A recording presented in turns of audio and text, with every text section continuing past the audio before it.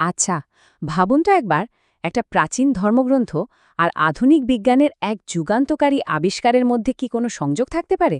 চলুন, আজ আমরা এমনই এক চমকপ্রদ তথ্য নিয়ে কথা বলবো। তো প্রশ্নটা হচ্ছে, এটা কি আসলেই সম্ভব? আসুন আমরা এই দাবিটার গভীরে যাই, যা প্রায় ১৪০০ বছরের পুরনো কোরআন আর ডিএনএ আবিষ্কারের মধ্যে একটা অবাক করা যোগসূত্র খোঁজার চেষ্টা করে। এই তত্ত্বে ঢোকার আগে আমাদের তো আগে বিজ্ঞানটা একটু বুঝে নিতে হবে, তাই না? চলুন খুব সহজ করে দেখে নিই ডিএনএর গঠনটা আসলে কী রকম। একদম সহজ করে বললে, ডিএনএ হচ্ছে গিয়ে জীবনের একটা ইনস্ট্রাকশন বইয়ের মতো। কিন্তু আসল মজাটা হচ্ছে এর গঠনে, ঠিক যেন একটা প্যাঁচানো সিঁড়ি। আর এই গঠনটাই কিন্তু সব, মানে এটাই ঠিক করে দেয় কিভাবে জীবনের সব তথ্য, সব কোড এক প্রজন্ম থেকে আরেক প্রজন্মে যাবে। তো ব্যাপারটা কি? দেখুন, এটা আসলে দুটো লম্বা সুতোর মতো জিনিস দিয়ে তৈরি, যারা একে অপরকে পেঁচিয়ে ধরে একটা সিঁড়ির মতো আকার নেয়। আর এই সিঁড়ির প্রত্যেকটা ধাপ হলো কিছু কেমিক্যাল বেস পেয়ার। আর সবচেয়ে ইন্টারেস্টিং ব্যাপার হলো, এরা কিন্তু যেমন তেমনভাবে জোড়া বাঁধে না, এদের একটা কঠিন নিয়ম আছে।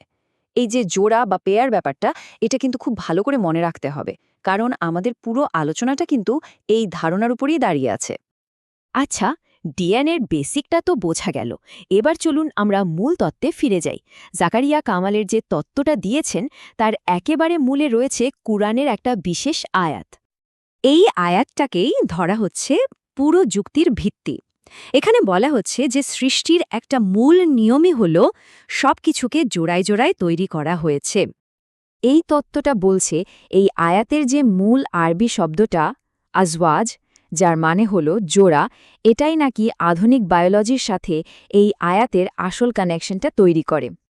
কিন্তু প্রশ্ন হল, কিভাবে একটা প্রাচীন আয়াত ডিএনএর মতো এত জটিল একটা জিনিসের কথা বলতে পারে? এই তত্ত্ব বলছে এর উত্তরটা নাকি আয়াতের শেষ অংশের মধ্যেই আছে। দেখুন, আয়াতটা শুরু হচ্ছে এমন কিছু জোড়ার কথা বলে, যা তখনকার মানুষরা দেখত, জানত।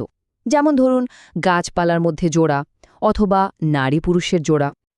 কিন্তু ঠিক এর পরেই আয়াতে এমন একটা কথা বলা হয়েছে যা পুরো ব্যাপারটাকে অন্য মাত্রায় নিয়ে যায়। এই তত্ত্ব অনুযায়ী এটাই হলো আসল ক্লু। একটা এমন জোড়ার দিকে ইশারা করা হচ্ছে যা বিজ্ঞান আবিষ্কার করেছে বহু বহু শতক পরে। আর ঠিক এখানেই তত্ত্বটা তার সবচেয়ে বড় দাবিটা করছে। বলা হচ্ছে, এই যে অজানা জোড়ার কথা বলা হলো, এটা আসলে আর কিছুই না, এটা হলো ডিএনএ দুটো স্ট্র্যান্ড। আর এরা কিন্তু সাধারণ জোড়া নয়, এরা হলো পরিপূরক। মানে একটা স্ট্র্যান্ডের গঠনটা জানলে অন্যটার গঠন কি হবে সেটা আপনি বলে দিতে পারবেন, ঠিক যেন একটা ছাঁচের মতো।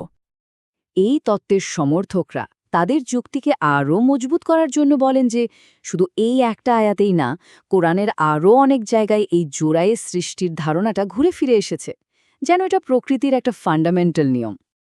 আচ্ছা, এবার চলুন একটু টাইমলাইনে চোখ রাখি। তাহলে এই ব্যাপারটা পরিষ্কার হবে যে কেন এই ব্যাখ্যাটা এর সমর্থকদের কাছে এত বেশি গুরুত্বপূর্ণ।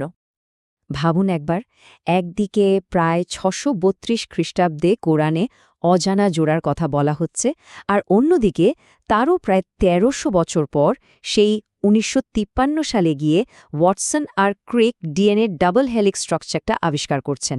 এই যে বিশাল একটা সময়ের গ্যাপ, এটাই কিন্তু এই যুক্তির একটা প্রধান পিলার। তাহলে পুরো ব্যাপারটা দাঁড়াচ্ছে এটা কি? তত্ত্বটা একদম সরাসরি কিছু মিল দেখাচ্ছে। যেমন কুরআনের আজওয়াজ বা জোড়া, সেটা নাকি ডিএনএর দুটো স্ট্র্যান্ড। জোড়া সৃষ্টির যে আইডিয়াটা, সেটা নাকি লাইফের মূল ভিত্তি, মানে বেস পেয়ারিং। আর সবচেয়ে বড় যে মিলটা টানা হচ্ছে, সেটা হলো যা তারা জানত না, এই অংশটাকেই বলা হচ্ছে সেই সময়ে অনাবিষ্কৃত ডাবল হেলিক্স। তো এই পর্যন্ত তো গেল তত্ত্বটার কথা, কিন্তু যে কোনো তত্ত্বরই তো একটা কনটেক্সট থাকে, তাই না? চলুন এবার আমরা এই ধরনের ব্যাখ্যার প্রেক্ষাপটটা একটু বোঝার চেষ্টা করি। মজার ব্যাপার হলো, যেখান থেকে এই তত্ত্বটা এসেছে, সেই সোর্স মেটেরিয়াল নিজেই কিন্তু এটা স্বীকার করছে যে এটা একটা ব্যাখ্যা। আর অনেকের কাছেই হয়তো এটাকে একটু বাড়াবাড়ি বা টানা হেঁচড়ে মিল খোঁজার চেষ্টা বলে মনে হতে পারে। আসলে এই তত্ত্বের মূল উদ্দেশ্যটাই হলো বিশ্বাস আর বিজ্ঞানের মধ্যে একটা ব্রিজ তৈরি করা, বিশেষ করে নতুন প্রজন্মের কাছে একটা বার্তা পৌঁছে দেওয়া যে এই দুটো জিনিসকে সবসময় একে অপরের শত্রু না ভেবে পাশাপাশি রেখেও ভাবা সম্ভব। শেষ পর্যন্ত এই পুরো আলোচনাটা কিন্তু বিশ্বাস আর জীববিজ্ঞানের একটা খুব ইন্টারেস্টিং জায়গা আমাদের নিয়ে আসে, আর আমাদের সামনে একটা বড় প্রশ্ন রেখে যায়। এই আধুনিক যুগে এসে আমরা প্রাচীন টেক্সটগুলোর মানে কিভাবে খুঁজব? একটা কিছু আবিষ্কার হয়ে যাওয়ার পর সেটার সাথে পুরনো লেখার মিল খুঁজে পাওয়া, আর সেই জ্ঞানটা আগে থেকেই সেখানে থাকার মধ্যে আসল পার্থক্যটা কোথায়, এটা কিন্তু ভাবার মতো একটা প্রশ্ন।